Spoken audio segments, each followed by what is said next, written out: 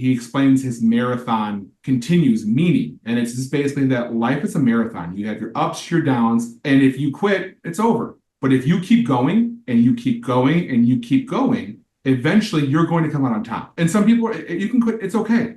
It's not for everyone. And so it really just talks about how, like, the difference between where someone who is making giant strides personally, professionally, emotionally, and the difference between someone else who's not is they just didn't quit. And it's a mantra that we use heavily at F3. So it's always a marathon. Why? So it goes back to our origin stories. So I got laid off. It was April 7th, 2020. And I wasn't sure what I was going to do. And I worked for Toast, as I said. And they'd given our information to these contracting companies, if you will. And I wasn't sure, like, do I do my own thing? Do I want to go work for someone else? It's the beginning of the pandemic. I mean, we're April. It started in March, right? So we're 4 weeks in. And I remember I interviewed, and many F3 employees will know this story because we call it the 9-minute story.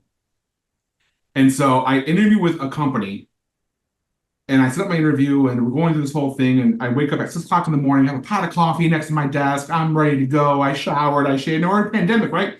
We're not leaving the house. I made sure I shaved, looked all nice. And 6:58, I log on because I hate being late.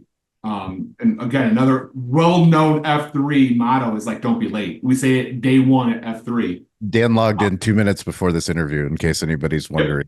And I hate being late. It makes me like anxious. But so 7 o'clock hits and no one joins the interview. 7:02, no one joins. 7:05, no one joins. Finally, at 7:09, they joined. And so I'm a big music buff. I'm listening to music nonstop. If I'm not on the phone or I'm not on a Zoom, there's music playing in my office on my phone. Right before this podcast, I was making dinner because Wednesday is our crazy day. Kids have soccer, both soccer teams, dance class for our little one, art class for our little one. It's just Uber driving day. And so I listen to music as I'm my AirPods as I'm making dinner. So that way my wife comes home, dinner's ready for the kids. I come down here. Anyways, so I'm a big music buff. And I was listening to one of my favorite rappers of all time is Nipsey Hussle. And there's a song called Perfect 10. And he explains his marathon continues meaning. And it's just basically that life is a marathon. You have your ups, your downs. And if you quit, it's over. But if you keep going and you keep going and you keep going, eventually you're going to come out on top. If you quit, and some people, you can quit, it's okay. It's not for everyone. And so it really just talks about how, like, the difference between where someone who is making giant strides personally, professionally, emotionally, and the difference between someone else who's not is they just didn't quit. And so I'm listening to this song. It's not the first time I've heard it, but it's the first time I'm literally just listening to the lyrics of the song. It was I Just Didn't Quit. It's a DJ Mustard song. Nipsey Hussle's on there. I highly recommend listening to it. At 7:09, they joined the interview. And now I've just wasted 9 minutes. Now, I am very big on being timely. Don't waste my time. If we have a meeting at 1, like, I expect you there 12:59. I think it's being respectful. And I felt very disrespected. And that is something that's a very common occurrence in my life. If I feel, that Michael Jordan thing, and I took that personal. If I feel that way, I'm going to prove a point. I'm gonna go hard. And so I basically half did the interview, asked them questions, listened to what they were saying, and I really wasn't going to take the job. I knew I wasn't going to. But in those 9 minutes, I was like, I can do this myself. And so April 17th, 2020, F3 LLC was started. And luckily, I had some really good contacts still at Toast. And we launched May 15th of 2020, our very first install. It was in LaGrange, a place called The Elm. LaGrange is about 3 miles away from my house. So I know exactly where it's at. I used to hang out in downtown LaGrange when I was a kid in high school. That was our very first install. And we started with 9 people.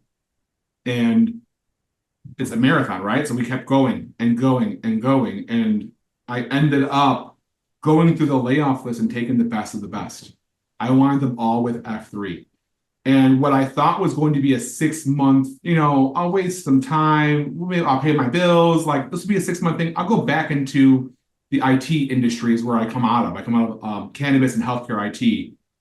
I was like, I'll go back to that or something, in 6 months. And then by our third month, seeing the people who had joined us, my former toasters who had just gotten let go, I'm like, we got something special here. And so from basically April 17th till now, it has literally been a marathon. We've had our highs, we've had our lows, we've had our big wins, we've had our losses, but we just keep going. And that's something you can't take away from anyone within F3, let alone me.